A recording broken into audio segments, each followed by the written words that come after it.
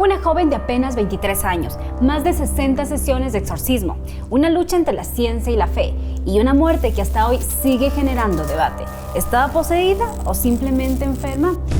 Hoy, en Archivos Secretos, nos sumergimos en uno de los casos más perturbadores de la historia moderna, el exorcismo de Anneliese Michel, la joven alemana que inspiró películas, titulares y teorías que no dejan dormir. Quédate hasta el final, porque esta historia real desafiará todo lo que querías saber sobre el bien, el mal y la mente humana.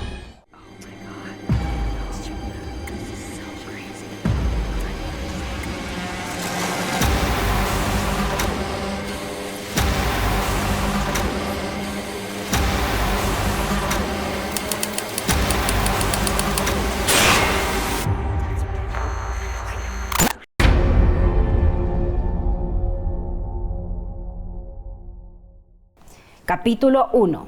¿Quién fue Anneliese Michel? Anneliese Michel nació en Baviera, Alemania, en 1952. Era una joven católica, tímida, de familia devota y con una vida aparentemente normal. Buenas notas, círculos sociales sanos, nada fuera de lo común. Pero todo cambió cuando cumplió 16 años. Anneliese comenzó a sufrir convulsiones y episodios de ausencia que son caracterizados por una breve pérdida de conciencia y un estado de mirada fija. Estas convulsiones suelen ser desencadenadas por una actividad eléctrica anormal en el cerebro. Fue diagnosticada con epilepsia del lóbulo temporal. A partir de ese entonces, su salud mental y física empezó a deteriorarse. Veía figuras demoníacas, escuchaba voces y decía sentir una presencia maligna dentro de ella. Lo que parecía una enfermedad neurológica empezó a tomar un giro oscuro. ¿Te imaginas no poder confiar ni siquiera en tu propia mente? Pero lo que viene a continuación va más allá de cualquier diagnóstico médico.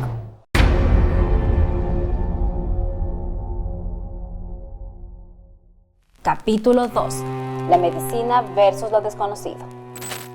Después del diagnóstico de epilepsia, Anneliese recibió tratamiento médico, anticonvulsivos como dilantina y otros fármacos como antipsicóticos para estabilizar su comportamiento, pero nada parecía funcionar. Su estado no mejoraba. Comenzó a rechazar objetos religiosos y afirmaba ver figuras demoníacas. Su estado empeoraba, gritaba, se autolesionaba, se negaba a comer y afirmaba estar poseída por varios demonios. ¿Qué harías tú si tu ser querido comenzara a mostrar estos síntomas y la medicina no ofrecería respuestas? Su familia, frustrada por la falta de respuestas médicas, recurrió a buscar ayuda en la Iglesia Católica, convencidos de que Anneliese estaba poseída. Y aquí empieza una lucha entre dos mundos, la ciencia y la fe. Durante los exorcismos, los demonios que supuestamente la poseían se identificaron con nombres como Lucifer, Caín, Nerón, Judas Iscariote, Adolfo Hitler y un sacerdote apóstata llamado Fleischmann.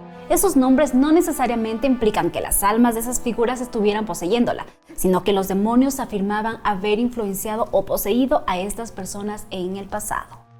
¿Puede una enfermedad mental explicar todos los síntomas de Anneliese? ¿O hay cosas que simplemente escapan a la lógica médica? Porque cuando la ciencia no encuentra respuestas, algunos acuden al más allá.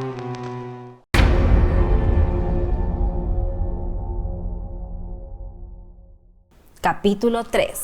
El exorcismo.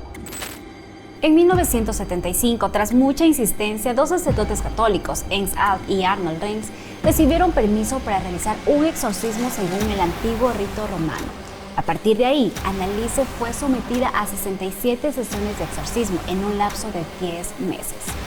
Durante estas sesiones, que fueron grabadas en audio, la joven hablaba con voces profundas, insultaba, hablaba en idiomas que supuestamente no conocía y mostraba una fuerza física inusual. Las grabaciones aún existen y si las escuchas probablemente no duermas esta noche.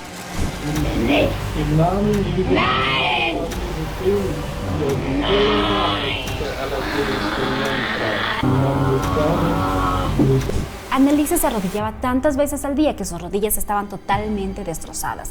Decía que el demonio no la dejaría en paz y que su sufrimiento tenía un propósito divino. ¿Hasta qué punto puede la fe sostener a una persona cuando todo a su alrededor se desmorona? Pero lo más aterrador de todo es cómo terminó esta historia.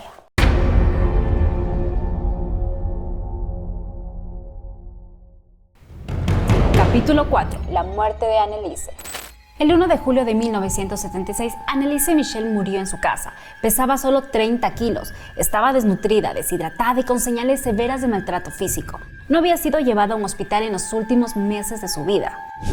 Su último mensaje, según testigos, fue: reza por mí para que me libere. Las fotos de su cuerpo tras la muerte son perturbadoras, pero más perturbador es el debate que surgió después. ¿Murió por una posesión real o por negligencia? La muerte fue solo el inicio del verdadero juicio, uno que involucró a médicos, curas y a la misma Iglesia Católica.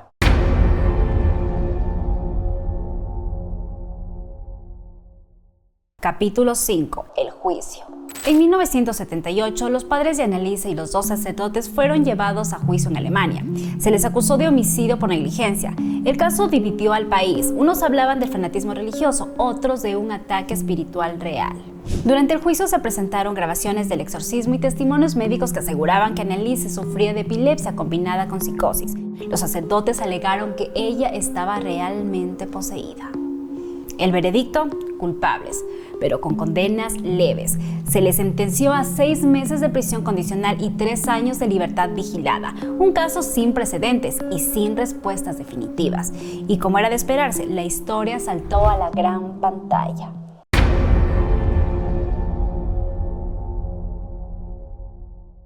Capítulo 6. Del exorcismo al cine. En 2005 se estrenó El exorcismo de Emily Rose, una película que mezcla el horror con el drama judicial y que está directamente inspirada en el caso de Anneliese Michel. La cinta toma elementos reales del juicio y los combina con elementos sobrenaturales, dejando que el espectador saque sus propias conclusiones. Además, existen otros productos audiovisuales como el documental alemán Anneliese, El exorcismo, y el film Requiem en 2006, una versión más realista y dramática de los hechos. El rostro de Anneliese, su voz y su historia han quedado inmortalizados en la cultura pop, aunque el verdadero debate sigue abierto. Pero, ¿qué dice realmente la ciencia sobre todo esto?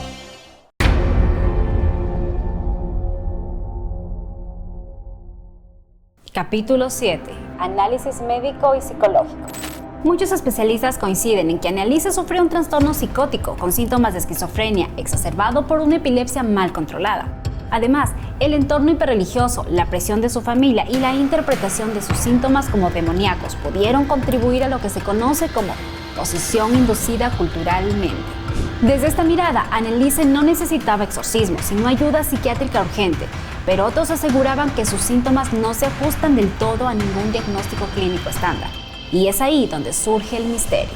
¿Puede el entorno crear una realidad alterna tan poderosa como para destruir a alguien desde adentro? Y entonces viene la gran pregunta: ¿fue fe o fue superstición?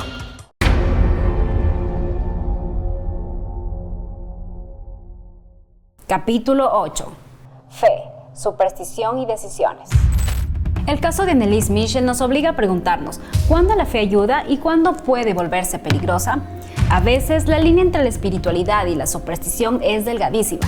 Las creencias personales, el miedo, la presión social e incluso el amor pueden llevarnos a tomar decisiones extremas. No se trata de decir si estaba poseída o no, se trata de entender cómo la religión, la salud mental y la ignorancia médica puede chocar y las consecuencias que eso puede tener. Hoy, el caso de Anneliese Michel se estudia en facultades de medicina, de derecho, de teología y sigue generando escalofríos. Anneliese Michel no fue solo la inspiración de una película, fue una persona real, una joven atrapada entre 2 mundos, el de la ciencia y el de la fe. ¿Crees que fue una víctima de enfermedad mental o una mártir espiritual? ¿Tú qué harías si tuvieras que elegir entre lo que dice un médico y lo que dicta tu creencia? Déjalo en los comentarios. Y si esta historia te impactó, no olvides darle like, compartirlo con tus amigos y suscribirte a Archivos Secretos para más relatos que te pondrán los pelos de punta. Nos vemos en el próximo misterio. Bye.